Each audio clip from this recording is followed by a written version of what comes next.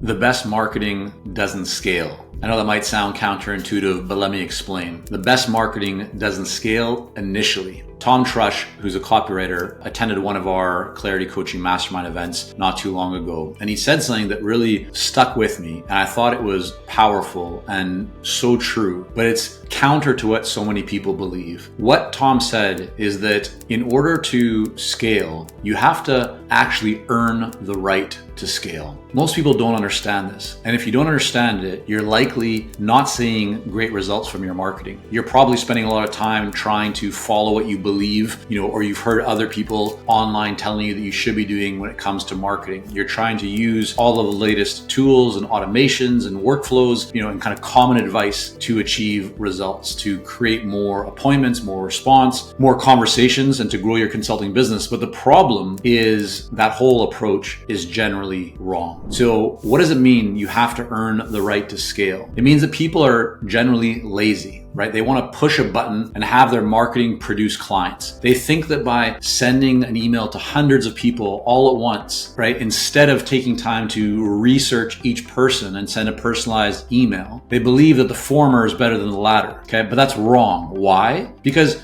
you first need to identify what works and what doesn't. Think about that for a moment. What most people do is they try and scale their marketing right away. But what if what you're doing in your marketing doesn't actually yet work? Well, then what you're doing is you're scaling inefficiency. You're scaling waste. You're scaling something that is ineffective. And that's why you have to earn the right to scale makes so much sense. What you should be doing initially is you should be really thinking about, right, and identifying what actually works, right? Only once you know what works, then you've earned the right to consider scaling it. So here's how you can think about this visually. Number one, option one, we can call it. You can get in front of more people without personalization, right? But doing so will have much lower effectiveness. Or option two is you get in front of far fewer people initially, but you do so with personalized messaging that delivers a much higher response rate. Now, I'll be very honest, the latter takes more time initially. It produces, though, however, much faster results than the former, okay? Think about that for a moment. Yes,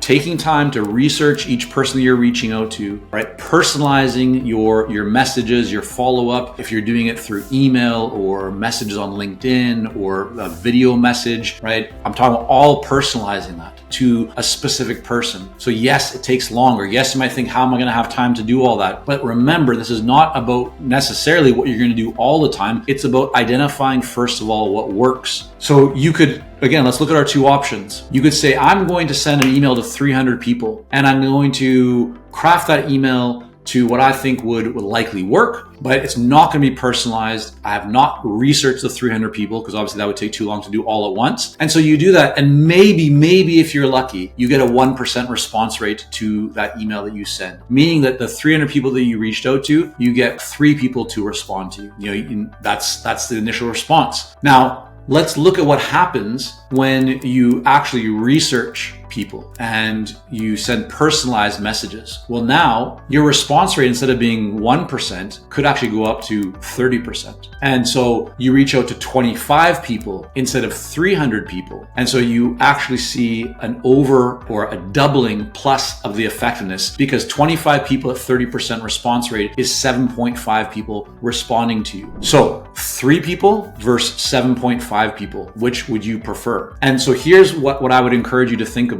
You could get in front of a lot more people without personalizing, without taking time, right? You can try and scale from day one in terms of scaling your marketing. The problem with that is that the effectiveness, the response, the result will likely be much, much lower. And so while you might reach a lot more people and you might be faster initially in trying to do your marketing, this is an example of where it's actually better to go slower initially, to do the right thing initially. And even though you might reach fewer people initially, you will have a much higher response. And so you will see results. The actual result you desire, right, is to have conversations with people, to have your ideal clients respond to you. And so you will see results faster by personalizing, even though it initially takes you longer, okay? But the other key consideration is how each of these different ways of marketing impacts your reputation. The first one, in fact, hurts you. The second one positions you as being different from everybody else and helps you to stand out because you're the real deal, right? Think about the number of messages that you receive on a typical day, right? The average executive gets between 200 to 300 emails every single day. And so if you're blasting your marketing, if you're trying to scale your marketing from day one because you think you're going to get in front of more people and somehow more leads to better results, not only will you likely be disappointed by not seeing much of a response because you haven't taken the time to research that person, your message isn't speaking, it's not personalized directly to them. So not only will you see lower results, you're actually hurting your reputation because you're showing up as a salesy, promotional, type of message, which is what they're already getting inundated with. So now you have not separated yourself from the competition. You've essentially positioned yourself as the same as everybody else, a commodity consultant. And so there's no reason for the ideal client, the buyer, to respond to you, which is in fact why they won't. And that's why you'll have a lower response rate. But when you take the opposite approach, where you say, you know what, I'm not going to try and scale something until I figure out what actually works. I'm going to start off by really showing that I care, by doing the research, by personalizing my message, my follow-up to the person that I'm going after to show them that I actually care about them. They're not just a number. They're not just a transaction, right? I've done my homework on them, my research, and now I'm going to engage with them and I'm going to let them know why I'm really getting in touch and the value that I can offer. Well, not only will you typically get a much higher level of response, but you're also positioning yourself right away as being different. And even if that person does not decide to buy from you or respond to you right away, the fact that you've shown up differently, the fact that you've